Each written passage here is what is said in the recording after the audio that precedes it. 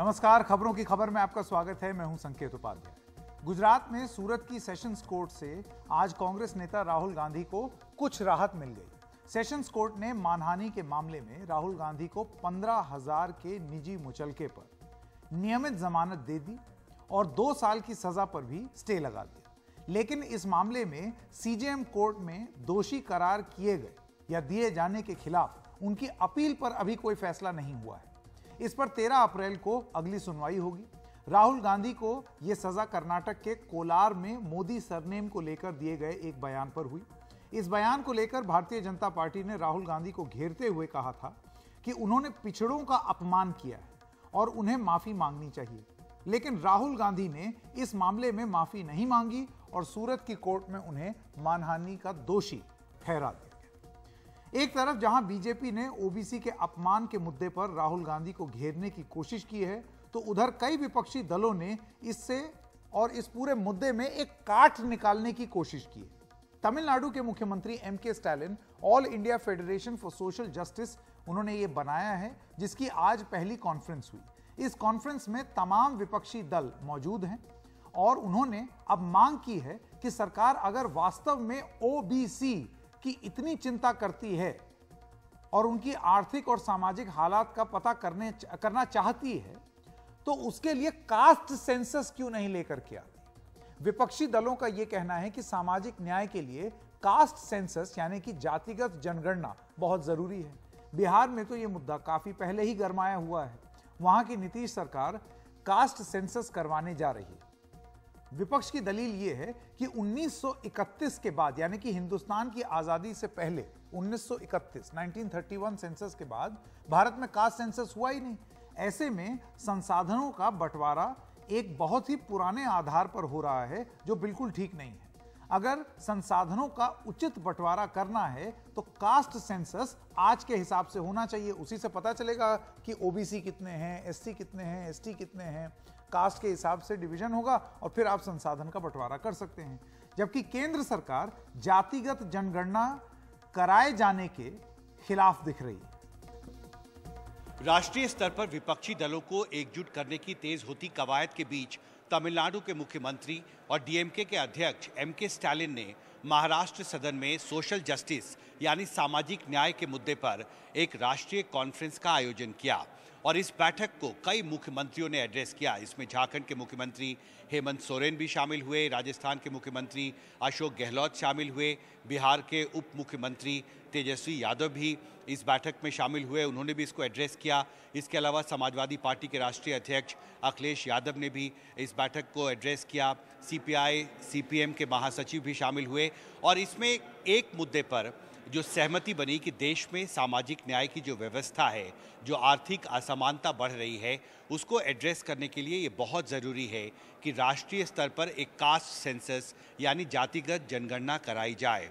कई ओबीसी समुदाय के जो नेता इस बैठक में शामिल हुए, उन्होंने ओबीसी समुदाय के लिए विशेष तौर पर कास्ट सेंसस कराने का सवाल उठाया और कहा कि मौजूदा परिस्थिति में जो सामाजिक कल्याण की योजनाएं हैं, उनका आवंटन बेहतर तरीके से हो सकता है अगर पहले ये पहचान किया जाए कि देश में जो जातिगत अभी स्थिति है, जो कास्ट सेंसस कराकर जो अलग अलग कास्ट कम्युनिटीज़ की जो पॉपुलेशन है, परसेंटेज है, उसके आधार पे रिसोर्सेज का एलोकेशन होना चाहिए, क्योंकि 1931 के बाद देश में कोई कास्ट सेंसस नहीं किया गया है। आपको ये बता दें कि केंद्र सरकार ने 23 सितंबर 2021 को सुप्रीम कोर्ट में एक हलफनामा दाखिल कर सामाजिक आर्थिक जातिगत जनगणना कराने से इनकार कर दिया। केंद्र सरकार की ओर से कहा गया कि जातिगत जनगणना व्यवहारिक नहीं है और प्रशासनिक तौर पर जटिल और मुश्किल है। यह हलफनामा महाराष्ट्र की तत्कालीन उद्धव ठाकरे सरकार की ओर से दाखिल एक याचिका पर दिया गया, जिसमें सरकार से मांग की गई कि वो 2021 की जनगणना में ग्रामीण भारत से पिछड़े वर्ग के लोगों से जुड़े हुए आंकड़े भी जुटाए। याचिका में यह मांग भी की गई कि 2011 की जनगणना के दौरान जुटाए गए सामाजिक आर्थिक जातिगत जनगणना के आंकड़े भी सार्वजनिक किए जाएं। तत्कालीन यूपीए सरकार ने 2011 में जनगणना में ये आंकड़े जुटाए थे, यानी कि कहने का मतलब यह है कि 1931 के बाद 2011 में उस समय की यूपीए सरकार ने कास्ट सेंसस यानी कि जातिगत जनगणना कराया था। लेकिन सरकार ने तब इसकी जानकारी साझा नहीं की, यानी कि यूपीए सरकार ने नहीं की। तो जाहिर सी बात है, एक उम्मीद ये जगी होगी कि अब मोदी सरकार ने कर दिया होगा, या फिर इस समय की जो सरकार है वो इस सर्वे को रिलीज कर दे।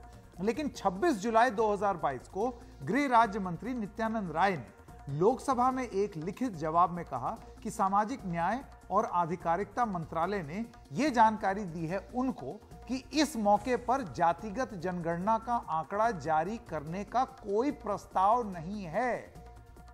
ऐसा क्यों हो रहा है कि सरकारें यह आंकड़ा ही शेयर नहीं करना चाहती?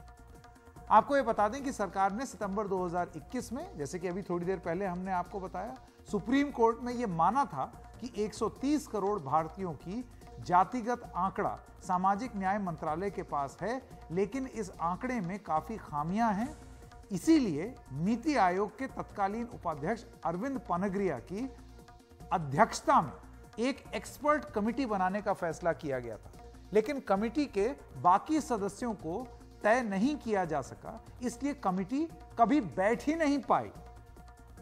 लिहाजा जातिगत जनगणना के आंकड़ों को समझकर उसे व्यवस्थित और ठीक तरीके से प्रकाशित करने का काम अभी तक नहीं हो पाया है। आंकड़े भले ही कच्चे हों, लेकिन यह मुद्दा अब सियासत की रोटियां पकाने के लिए काफी। क्या यह हकीकत नहीं है कि राहुल जी, आपने ओबीसी, अदर बैकवर्ड क्लास, जो हमारे पिछड़े वर्ग हैं, उस जाति में आने वाले हिंदुस्तान के तमाम लोगों के लिए आपने जाति सूचक शब्द का प्रयोग किया। उन्हें आप चोर कह के आपने उन्हें संबोधित किया, उन्हें गाली दी, उन्हें अपमानित किया।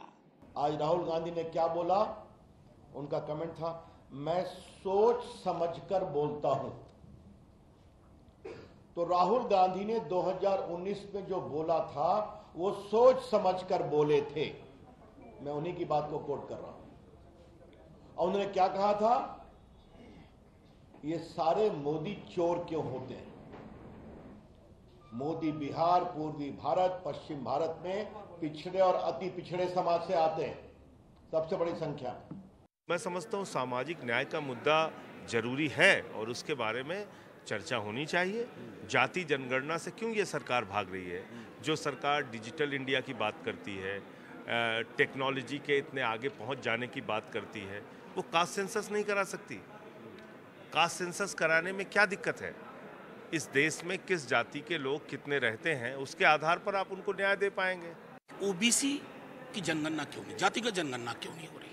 तो मैंने तो अपने दल की ओर से कॉल भी दिया, if no caste census then there should be no census. सीधी सी बात, क्योंकि आंकड़े आपको चाहिए। नीतियां कैसे बनाओगे भाई? पॉलिसी फ्रेमवर्क कैसे डेवलप करोगे?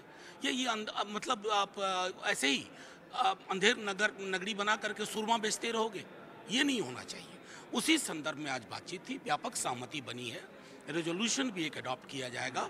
और ये जो घड़ियाली आंसू बहाते हैं ना ओबीसी के नाम पर, ये सब एक्सपोज होंगे और एक्सपोज हो रहे हैं धीरे धीरे। तो बीजेपी का नहला यह था कि राहुल गांधी ने ओबीसी का अपमान किया है मोदी सरनेम वाला कोलार का बयान दे करके।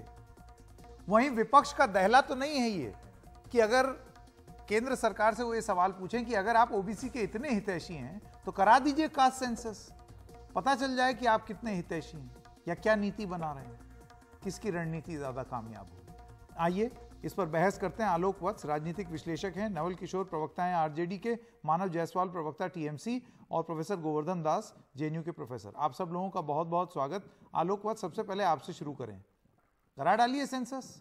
सवाल यही पूछा जा रहा है कि अगर आप ओबीसी के, पिछली जातियों के, अति पिछड़ों के इतने हितैषी हैं तो सेंसस क्यों नहीं करा रहे? देखिए संकेत जी, 2011 में इस तरीके की कवायद हुई थी, लेकिन उसमें इतनी त्रुटियां थी कि उसको सार्वजनिक आज तक नहीं किया गया। और यह सही है कि इस कवायद को करने में ये बहुत आसान काम नहीं है कि गांव-गांव तक पहुंचकर सही आंकड़े निकाल लेना, क्योंकि जो व्यवहारिक पक्ष है कि कोई एक स्कूल शिक्षक ये सब को ये काम दे दिया जाता है, वो चबूतरे पर बैठ के जाता है, वहीं से अपना सारा कुछ लिख लाख के दे देता है। उसका कोई मतलब नहीं रहता है कि पर वो आलोक कितना जी एक बात प्रामाणिक है। बताइए, ये तो फिर जो जनगणना है उसके लिए भी ये चीज कही जा सकती है कि हाँ, कोई तो भी कुछ भी जनगणना लिख के के बारे चला में भी मैं कहूंगा कि वो बिल्कुल सही जनगणना नहीं होती है, वो अप्रोक्सीमेट होती है।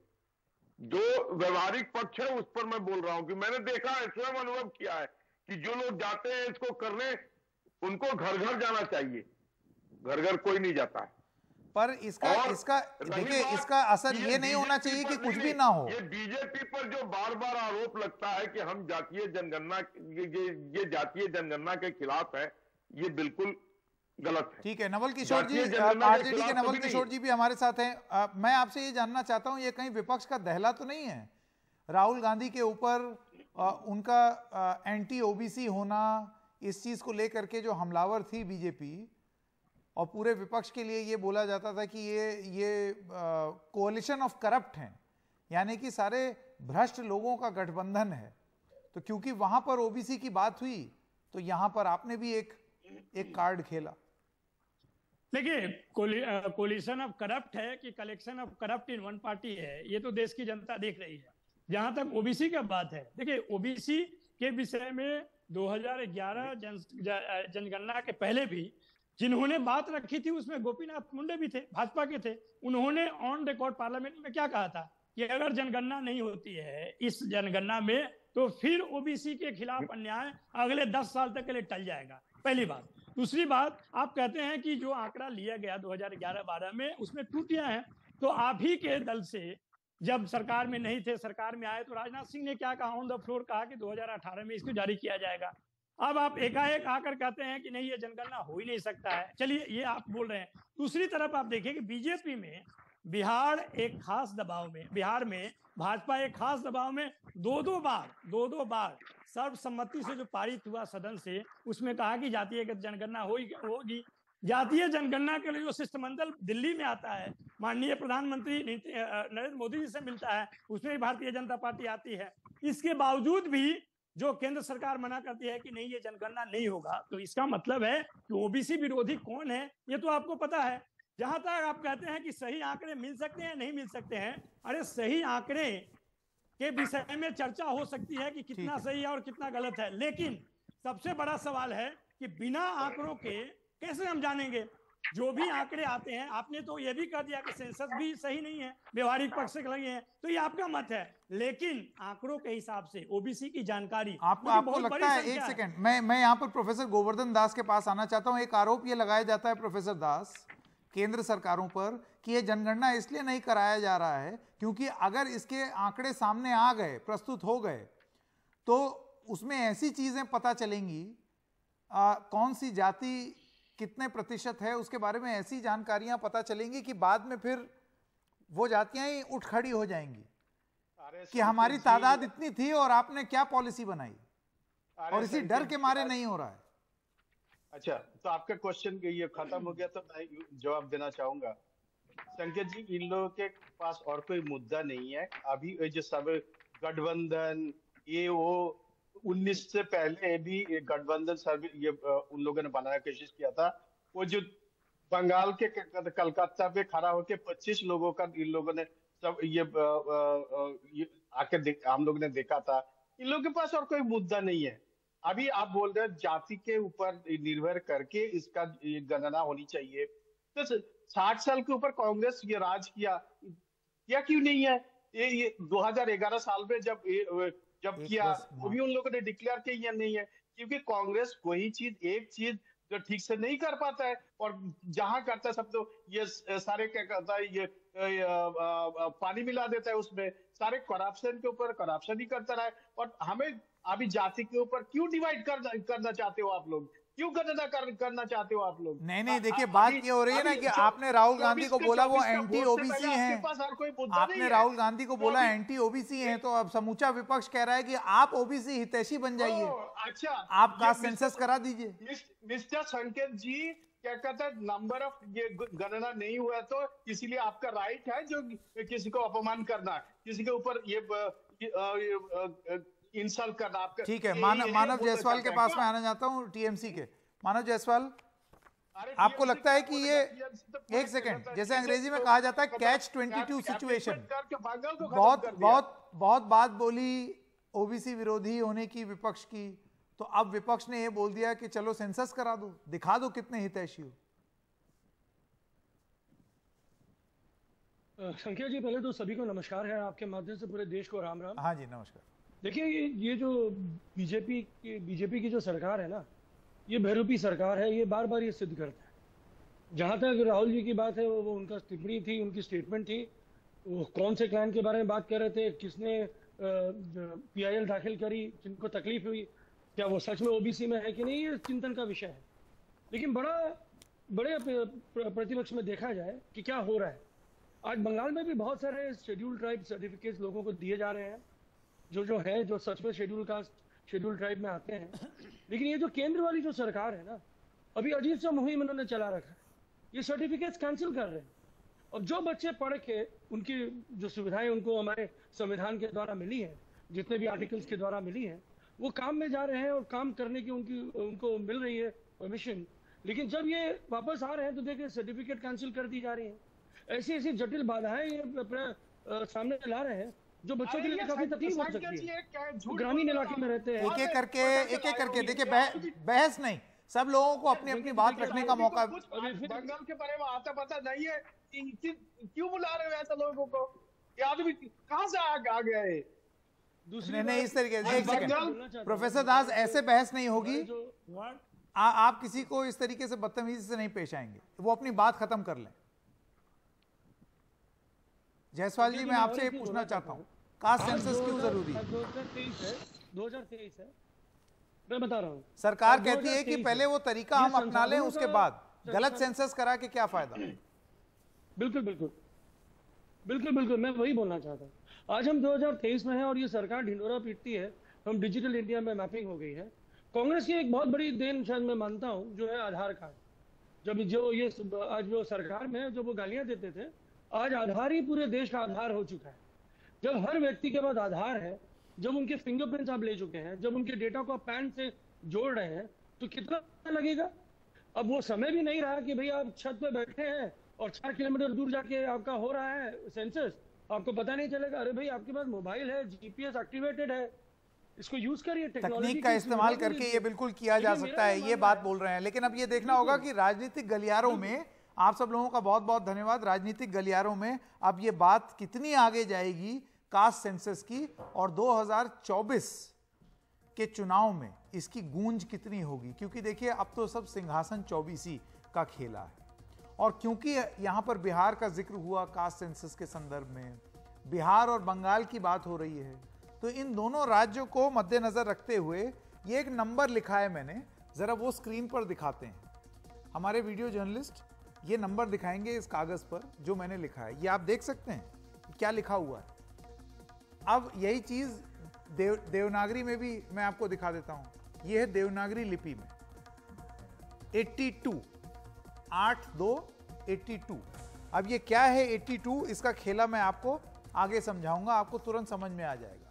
रामनवमी की शोभा यात्राओं के दौरान बिहार और बंगाल में पिछले दिनों जो हिंसा हुई, उसने दोनों ही राज्यों में सांप्रदायिक ध्रुवीकरण को तेज कर दिया है। सियासत की एक नई सरगर्मी देखने को मिल रही। यही नहीं, इस मामले पर अलग अलग अदालतों में याचिकाएं भी दायर हो गई हैं। एक याचिका सुप्रीम कोर्ट में दाखिल की गई है जिसमें रामनवमी के दौरान अलग अलग राज्यों में कई हिंसा की जांच और दोषियों के खिलाफ कार्रवाई की मांग की गई है। हिंदू फ्रंट फॉर जस्टिस ने सुप्रीम कोर्ट में भी एक याचिका दाखिल की है। याचिका में पश्चिम बंगाल, बिहार, महाराष्ट्र, कर्नाटका, तेलंगाना और गुजरात में रामनवमी के दिन निकले जुलूस के दौरान हुई हिंसा पर कार्रवाई की मांग की गई है। दंगों में घायल लोगों और संपत्ति को हुए नुकसान का हर्जाना देने की मांग की गई है। बंगाल और बिहार में इस हिंसा से सियासत में जो हलचल हुई है उसके बारे में भी अब आपको बता देते हैं। रामनवमी के मौके पर बिहार के नालंदा जिले में, बिहार शरीफ और रोहतास जिले के सासाराम में हिंसा हुई। बिहार शरीफ में हुई हिंसा के सिलसिले में 15 FIR दर्ज की गई हैं और 130 लोगों को गिरफ्तार किया गया है, जबकि सासाराम में हुई हिंसा के सिलसिले में अब तक 3 FIR दायर की गई हैं और करीब 40 लोग गिरफ्तार किए गए हैं। बिहार शरीफ में शांति व्यवस्था बनाए रखने के लिए धारा 144 लगा दी गई है और संवेदनशील इलाकों में पुलिस फ्लैग मार्च भी कर रही है। इस मुद्दे पर रविवार को गृह मंत्री अमित शाह ने बिहार के नवादा में एक रैली में नीतीश कुमार को घेरा। अमित शाह की रैली सासाराम में भी होनी थी, लेकिन सांप्रदायिक तनाव के बाद कानून व्यवस्था के मद्देनजर वहां उनकी रैली नहीं हो पाई। अमित शाह ने अपने दौरे से पहले बिहार की कानून व्यवस्था पर मुख्यमंत्री नीतीश कुमार के बजाय राज्यपाल से बात की। बाद में रैली में कहा कि नीतीश कुमार का प्रधानमंत्री बनने का सपना कभी पूरा नहीं हो पाएगा, क्योंकि जनता नरेंद्र मोदी को तीसरी बार प्रधानमंत्री बनाना तय कर चुकी है। उन्होंने यह भी कहा कि लोकसभा चुनाव के बाद महागठबंधन सरकार अपने वजन से गिरने वाली है और कमल की सरकार बनने वाली है। साथ ही उन्होंने कहा कि नीतीश कुमार के लिए बीजेपी के दरवाजे हमेशा के लिए बंद है। आज समग्र बिहार चिंता कर रहा है। बिहार के बिहार शरीफ में आग लगी है, सासाराम में आग लगी है, बिहार शरीफ नालंदा तो नजदीकी है। चिंता हो रही सबको। मैं आपको कहता हूं 24 में मोदी जी को पूर्ण बहुमत दीजिए, 40 में 40 सीटें और 25 में भाजपा की सरकार बनाइए। ये दंगा करने वालों को उल्टा लटका कर सीधा करने का काम ये भारतीय जनता पार्टी करेगी। एक व्यक्ति को प्रधानमंत्री बनना है और लालू जी के बेटे को मुख्यमंत्री बनना है। मैं आज लालू जी को भी कहने आया हूं, लालू जी, नीतीश बाबू को आप जानते हो, प्रधानमंत्री वो बनने से रहे, वहां जगह खाली नहीं है। देश की जनता ने तय किया है तीसरी बार भी नरेंद्र मोदी जी प्रधानमंत्री बनने वाले हैं।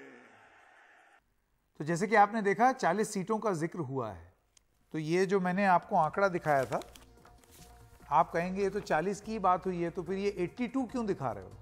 ये 82 का क्या खेला है भाई, ये अभी आप समझ जाएंगे। तो 82 में से 40 तो ये हो गए, ठीक है ना। अब आइए बात करते हैं बंगाल की। अगले लोकसभा चुनाव से पहले बिहार में नीतीश कुमार की चुनौती बड़ी होने वाली है और उसी को लेकर के यहां पर ये सारी बातें चल रही हैं। बिहार के आंकड़े आपको बता देते हैं। 2019 लोकसभा चुनाव में कुल 40 सीटें हैं यहां पर। जेडीयू को 16 मिली थी, बीजेपी को 17। उस समय ये दोनों पार्टियां गठबंधन में थी। कांग्रेस 1 पर थी और एलजेपी भी बीजेपी के साथ ही थी, जेडीयू के साथ, तो वो 6 पर थी। यानी कि अगर आप उस समय की जो एनडीए थी उसको जोड़ लें तो जो नरेंद्र मोदी का आंकड़ा था 303 पार, 300 पार, उसमें बिहार का एक भारी योगदान था यूपी के अलावा। यूपी 80 लाता है, बिहार 40 लाता है। तो ये प्रदर्शन बिहार का था। लेकिन इस बार महागठबंधन है और महागठबंधन किस तरीके से प्रभाव करेगा, भारतीय जनता पार्टी पर क्या प्रभाव होगा उसका, क्या ये उसी की गणित तो नहीं है?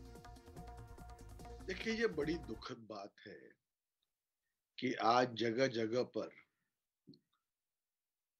धार्मिक विषयों पर दंगे हो रहे हैं। ऐसा नहीं है कि पहले नहीं हुए, पर अब एक त्योहार के समय आप देख रहे हैं कि हमेशा हिंसा होने के आसार हैं। और खास तौर से बिहार में, यहां पहले भी दंगे हुए हैं, पर आप एक चीज बिहार के बारे में समझना बहुत जरूरी है। अगर आप पटना जाएं तो पटना के इर्द गिर्द सारे धर्म के बहुत महत्वपूर्ण स्थल हैं। पटना से थोड़ी ही दूर पटना साहिब है, जो सिखों के लिए बहुत महत्वपूर्ण है। थोड़ी दूर जाएं तो पावापुरी है, जहां पर भगवान महावीर ने समाधि ली थी।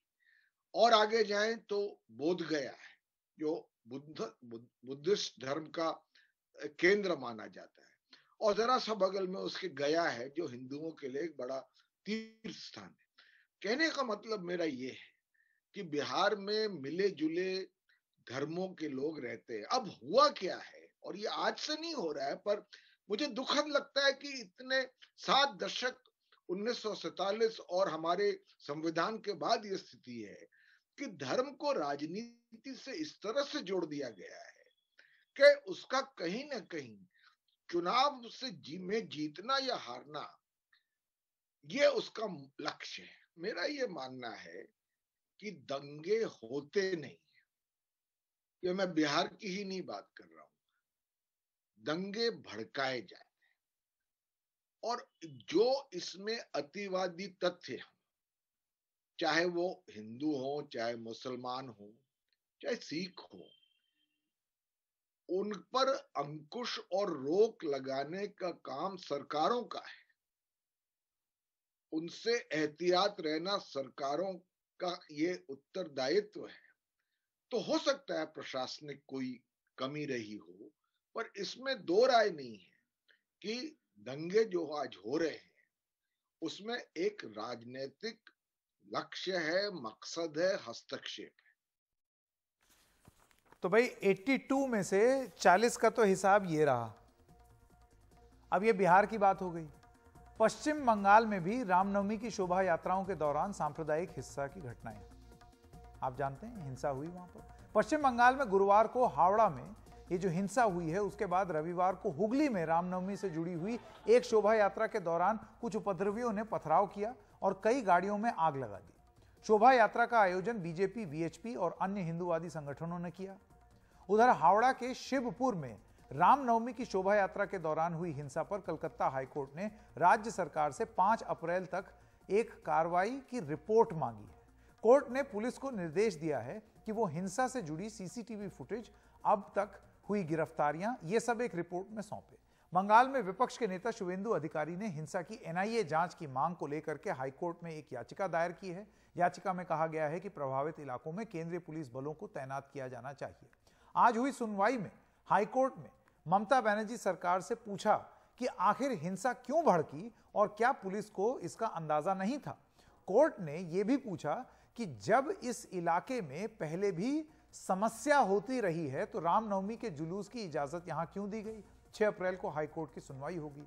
उधर हुगली के बीजेपी सांसद लॉकेट चैटर्जी ने आरोप लगाया है कि रामनवमी पर हुई हिंसा एक सोची समझी साजिश थी और यह उसका नतीजा है, जिसे ममता बनर्जी ने मुस्लिमों को खुश करने के लिए, मुस्लिम वोट पाने के लिए तैयार किया है और वो अब इस्तीफा दे दें। लॉकेट चैटर्जी ने यह भी दावा किया कि बंगाल में हिंदू खतरे में है। उन्होंने कहा कि बंगाल में हुई हिंसा की भी एनआईए जांच होनी चाहिए, जैसे कि अभी थोड़ी देर पहले आपने शुवेंदु अधिकारी की भी बात सुनी। आइए सुनते हैं कि इस पर टीएमसी और बीजेपी के नेताओं का क्या कहना है। Once you go to BJP, all your sins are washed away. So BJP's people are involved and they know if the case goes to the ED or the CBI or the NIA or for that matter any other central investigating agencies, they will walk away scot-free. They know it very well. And if West Bengal police or Kolkata police or Howrah police is investigating the matter or the incident, then ultimately the perpetrator will be taken to task and every BJP leader involved in instigating this untowardly incident and creating the unrest at large will be exposed and action will be taken against them. Ramnavami के शोभा यात्रा के ऊपर हिंदुओं के ऊपर मुसलमान लोगों ने मस्जिद से ऊपर से पत्थर फेंका और पुलिस लोग भी पूरा एकदम ऐसे ही ऑडियंस होके देख रहे थे। अभी भी जगह का परिस्थिति बहुत खराब है, पुलिस लोग कुछ नहीं कर रहे हैं। हम लोग चाहते हैं कि इसका एनआईए क्वेरी हो और जो एक्चुअल क्यों, कौन इसका ऊपर में किसका हाथ है वो सामने आए। तो 82 में से 40 का हिसाब पहले, फिर बचे 42। कितने हैं बंगाल में लोकसभा की सीट। अब आया आपको एक खेल समझ 82 का। तो सीधी सी बात है, ये आप देवनागरी में भी देख लीजिए, ये है पूरा 82 का फेरा और इसमें अलग अलग दल हैं, वो अलग अलग अपनी राजनीति सिंहासन 24 के लिए बनाए हुए हैं। बंगाल की अगर बात कर लें तो जरा स्क्रीन पर आपको कुछ ग्राफिक दिखाते हैं और उसके बाद अपने मेहमानों के पास भी जाएंगे। नवल किशोर जी हमारे साथ बने हुए हैं आरजेडी के, मानव जायसवाल टीएमसी के, प्रोफेसर गोवर्धन दास जेएनयू के और आरपी सिंह प्रवक्ता भारतीय जनता पार्टी के हमारे साथ यहाँ पर स्टूडियो में है। ये जरा आपको आंकड़े दिखाते हैं इससे पहले कि आप सब पर आएँ एक बहस के लिए। तो ये आंकड़े देख लीजिए, तो ये 2014 में लोकसभा जो चुनाव हुए थे उसमें वोट शेयर है आपके सामने। तो जैसे कि आप देख सकते हैं कि तृणमूल कांग्रेस करीब 40% पर थी, बीजेपी करीब 17% पर। ये हैं 2014 के आंकड़े। 2016 में जब विधानसभा चुनाव हुए तो टीएमसी जा पहुंची 44.9 और बीजेपी 10.1% पर।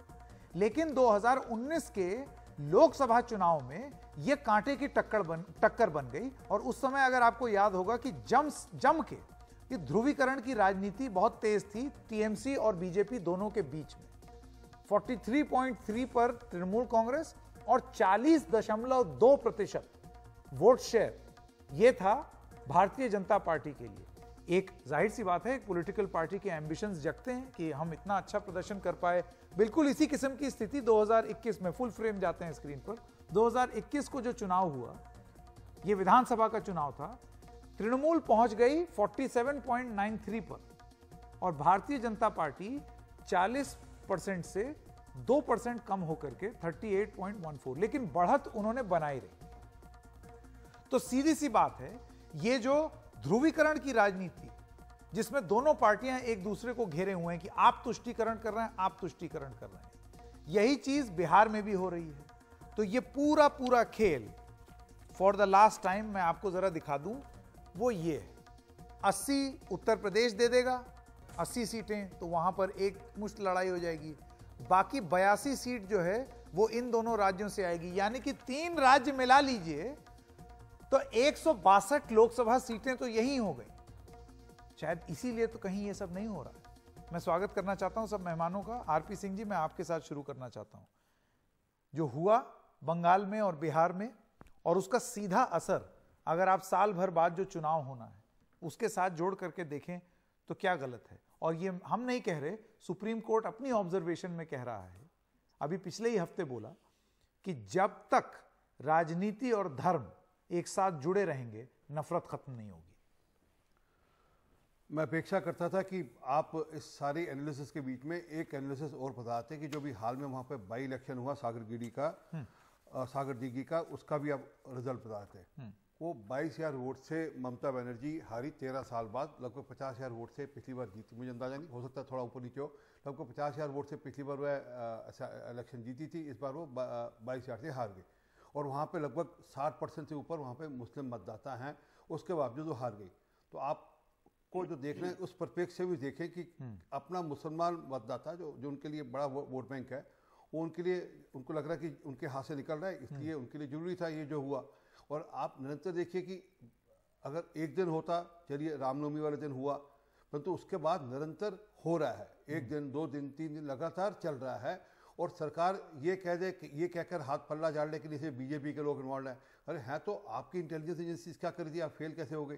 फिर दीदी ने उसी दिन रामनवमी वाले शुभ दिन ही वहाँ पर धरना रखा, वहाँ पर प्रोटेस्ट रखा और पूरी की पूरी जो पुलिस फोर्सेस थी वहाँ पर लगा दी ताकि बाकी जगह से ध्यान बटा रहे। और ये हुआ भी वहाँ पर। और वहाँ पर क्या कह रही थी दीदी कि भाई मुसलमान तो कुछ नहीं करेगा, नमाज के दिनों में, सॉरी रोज़ा के दिनों में मुसलमान कुछ नहीं करेगा और इसलिए मुसलमान तो बड़ा शांति प्रिय है। और ये भी कहा कि आप कृपा कर रामनवमी का जुलूस मुसलमानों को मुल्क से निकालो। अरे निकालो, मतलब आप ये, अब इस देश में 1946 16 अगस्त की बात हो गई जब ये तय कर दिया गया था कि हमारे यहाँ से हिंदुओं का जुलूस नहीं निकलेगा। और उसका आउटकम क्या हुआ, सबने देखा, पूरे देश ने देखा। उसका आउटकम हुआ कि देश के 2 टुकड़े हुए।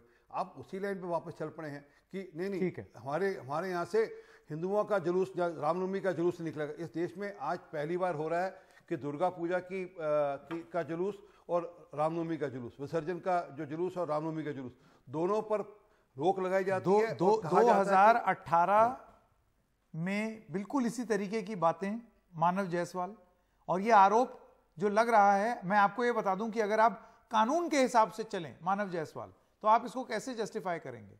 राजनीति तो देखिए 2018 में यही बातें हुई, 2019 में चुनाव था, 2020 में यही बातें हुई, 2021 में चुनाव था, और अब 2024 में चुनाव है, 2023 में यही बातें हो रही हैं। मैं आपसे ये जानना चाहता हूं मानव जायसवाल, लेकिन राजनीति 1 सेकंड के लिए अलग रख दीजिए, कानून व्यवस्था आपके राज्य में आपकी जिम्मेदारी है।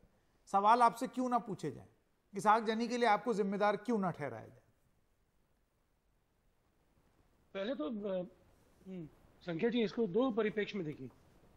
जो बड़ा परिप्रेक्ष्य है कि निश्चित रूप से वहां पे कुछ त्रुटियां हुई एडमिनिस्ट्रेशन से, लेकिन सबसे बड़ी बात यह है जो राम लला की यात्रा में जो लोग आए थे, जो आते हैं, वो क्रिमिनल्स नहीं है। ज्यादा से ज्यादा लोग जो है वो धार्मिक लोग आते हैं, परिवार के साथ आते हैं, लेकिन जो क्रिमिनल एक्टिविटीज जो करते हैं, जो बंदूक से तमंचे निकाल के तमंचे लहराते हैं, तलवार लहराते हैं, मैं आपको और आपके माध्यम से पूरे देश को अवगत कराना चाहता हूँ कि जो शिवपुर वाला इलाका है, मैं हावड़ा का बाशिंदा हूँ, उसी इलाके में सुबह के वक्त लगभग 10 साढ़े 10 बजे हमने राम यात्रा निकाली, बड़ी राम यात्रा निकाली, और उसी दौरान ये देखिए आज तक ने उसको कवरेज भी दिया नहीं, ठीक है, वो देखिए किसी और चैनल की क्लिप दिखाने की जरूरत नहीं है मानव जी, वो छोड़ दीजिए, किसी और चैनल की क्लिप मत दिखाइए। अब प्रॉब्लम ये भी है ना कि जांच एजेंसी जांच करने से पहले आप किसी के हाथ में बंदूक दिखा दे रहे हैं, कोई और एक और वीडियो दिखा रहा है पत्थर मारते हुए, इसका तो कोई अंत ही नहीं है। जांच का यही देखिए, बिल्कुल यही सब चीजें बातें 2018 और 2020 में भी हम सुन चुके हैं। क्या हम ये माने कि ये सारा खेल अब ये देखिए वोट शेयर बनाए रखने का है? उसी रास्ते पे जब हमने राम यात्रा निकाली तो हमने ये धनुष बनाया और ये तीर है हमारा जो कलम है, 10,000 कलम हमने बांटे बच्चों को उसी इलाके में। वहाँ के माइनॉरिटी इलाके से भी हम गुजरे, वहाँ हमको शरबत पिलाया गया, पानी पिलाया गया, वो बातें सब सही हैं। देखिए पूरा देश भर में ऐसे ही होता है, शांति प्रिय शरबत पिलाई जाती है। क्रोनोलॉजी पॉइंट ये है कि आपके राज्य में लॉ एंड ऑर्डर खराब हुआ और पुलिसिया जांच से पहले राजनीति हावी हो गई है। हमको तो सीधा सीधा ये 82 का फेर लगा। राजनीति देखिए जी, मैं अब बिहार की भी थोड़ी सी बात कर लें। नवल किशोर जी, वक्त कम है इस वजह से सबको समय देना चाहता हूं। नवल किशोर जी, आपके पास आना चाहता हूं। बिहार में भी बिल्कुल ऐसी स्थिति देखने को मिली है, वायलेंस हुई है, वायलेंस हाथ से बाहर निकला, जिम्मेदार आप हैं क्योंकि कानून व्यवस्था आपकी जिम्मेदारी है। देखिए ये सवाल आप पूछ सकते हैं, लेकिन बिहार सरकार ने त्वरित रूप से ऊपर कार्रवाई की, गिरफ्तारियां हुई, लगातार सिचुएशन को देखा गया और कंट्रोल किया गया। आप दूसरा पक्ष आपको बताना चाहिए कि आप उसी समय में अमित शाह जी जाते हैं और एक मंच, राजनीतिक मंच से उस समय ऐसी बातें कहते हैं जिसका कि सीधा जो रिलेशन है वो पॉलिटिसाइज करना है। भाई वायलेंस को कौन पॉलिटिसाइज करता है? भाजपा करती है। मीडियम किसका है? भाजपा का है। दंगा करने का आज तक के इतिहास में सबसे ज्यादा दंगाई पार्टी कौन है? भाजपा है। ये तो सब लोग जानता है ना। वहां पे जाकर ये बात करना कि दंगाइयों को उल्टा लटका देंगे, भाई साहब आप गृह मंत्री हैं, माननीय गृह मंत्री हैं, गृह मंत्री को एक्ट करना चाहिए, ये कहने की क्या जरूरत है? और आप कहते हैं कि ये स्टेट का सब्जेक्ट है, तो आप गवर्नर से सीधा क्यों बात करते हैं? आपको स्टेट गवर्नमेंट से बात करनी चाहिए। अगर कोई हेल्प चाहिए तो उनके थ्रू जाना चाहिए। आप अहंकारी संघवाद का उदाहरण क्यों देते हैं? इस तरह की बात आपको करने का कोई हक नहीं है। आरपी सिंह जी, आप इसका जवाब देना चाहेंगे? देखिए कमाल की बात है, ये दंगाइयों को उल्टा लटकाने के पक्ष में नहीं है। अगर गृह मंत्री जी कहते हैं कि दंगाइयों को उल्टा लटका देंगे, उसके पक्ष में नहीं है, क्योंकि अरे भैया दिखता है कि यह दंगाइयों के साथ है, ये दंगाइयों के साथ दिखता है। और वापस से बिहार के अंदर जंगल राज 2 आ गया। हमारे साथ भी सरकार चली, परंतु उस काल में कभी ये हुआ नहीं। एक करके रूल ऑफ लॉ नहीं है, कोर्ट नहीं है। मैं आरपी में बैठा हूँ, आपको आपकी आवाज दबा सकता हूँ, अच्छी बात नहीं है। आपका नाम आरपी सिंह नहीं है। आपको ये नवल जी रुक जाइए, मानव जायसवाल, देखिए इस तरीके से बहस नहीं होगी, मुझे बीच में आना पड़ेगा। ये right to reply R P Singh, उसके बाद मैं वापस आता हूं। जी देखिए, रिटर्न ऑफ जंगल राज 2 हो गया, वहां पे दिख रहा है कि पूर्णतः किस प्रकार से लूटपाट हो रही है, किस प्रकार से हत्या हो रही है, किस प्रकार से थानों पर जाकर धमकाया जाता है, किस प्रकार से बहनों के साथ बलात्कार और हत्याएं की जा रही है, सबको दिख रहा है। और ये जो अभी जो हुआ, ये स्पष्ट दिख रहा है कि आप सिर्फ एक सब तबके के वोट बैंक के चलते हुए ये सब कुछ कर रहे हैं। ये तो लगातार 1 दिन 2 दिन 3 दिन अगर वहां पर दंगा होगा। सवाल मेरा ये था कि क्या ये पूरी गणित 2024 में 82 सीटों की है? इसको मैंने अभी कहा कि जो अभी बाई इलेक्शन हुआ बंगाल में, ये उसकी गणित है, क्योंकि वहां पर बाई इलेक्शन में ममता दीदी हारी हैं, 22,000 वोट से हारी हैं। हाँ। जो 50,000 से जीता हुआ 22,000 से हारी हैं, उनको मार्जिन कवर करना है। वक्त खत्म हो गया मेरे पास। आप सब लोगों का बहुत बहुत धन्यवाद हमारे साथ जुड़ने के लिए। एक छोटे से ब्रेक के लिए रुक रहे हैं। ब्रेक के बाद जब आएंगे तो आपको एनसीईआरटी की टेक्स्ट बुक में कुछ हुआ है, उसके बारे में बताएंगे।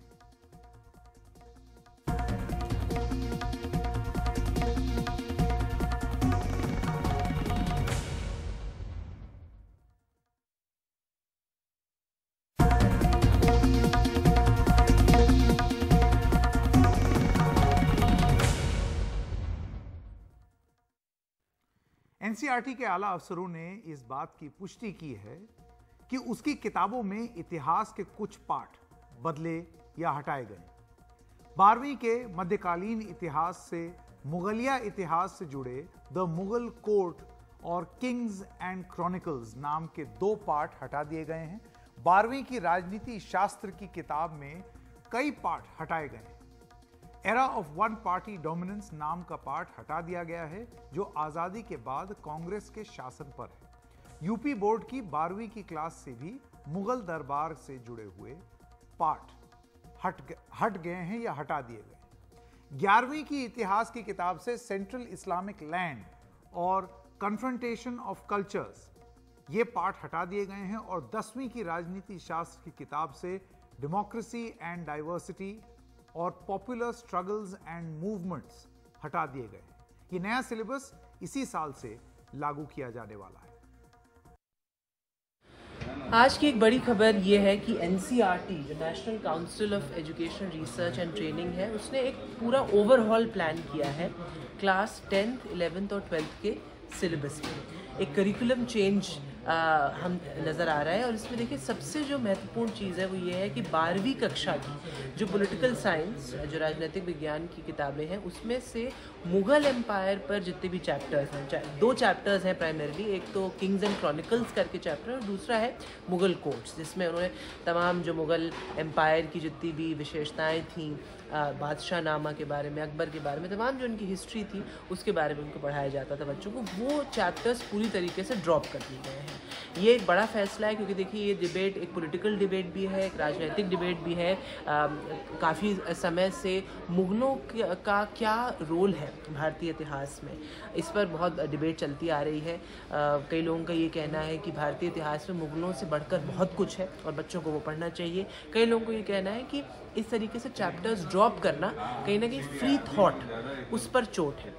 अब ये डिबेट तो चल रही है, लेकिन दूसरी बात हम आपको और बताएं कि 12वीं कक्षा की जो पॉलिटिकल साइंस की किताब है उसमें से 2 चैप्टर्स, एक era of one party dominance जो कांग्रेस पार्टी के इतिहास के बारे में वो चैप्टर है, कांग्रेस पार्टी किस तरीके से उसका राइज एंड फॉल क्या था, उसके बड़े नेता कौन थे, उनकी आइडियोलॉजी क्या है, इन तमाम चीज़ों पर वो चैप्टर डील करता है, वो ड्रॉप कर दिया गया। और दूसरा राइज ऑफ पॉलिटिकल मूवमेंट्स, जिसमें सोशलिज्म और कम्युनिज्म, इन तमाम विचारधाराओं के बारे में, आइडियोलॉजीज़ के बारे में बात है, वो चैप्टर भी ड्रॉप कर दिया गया है।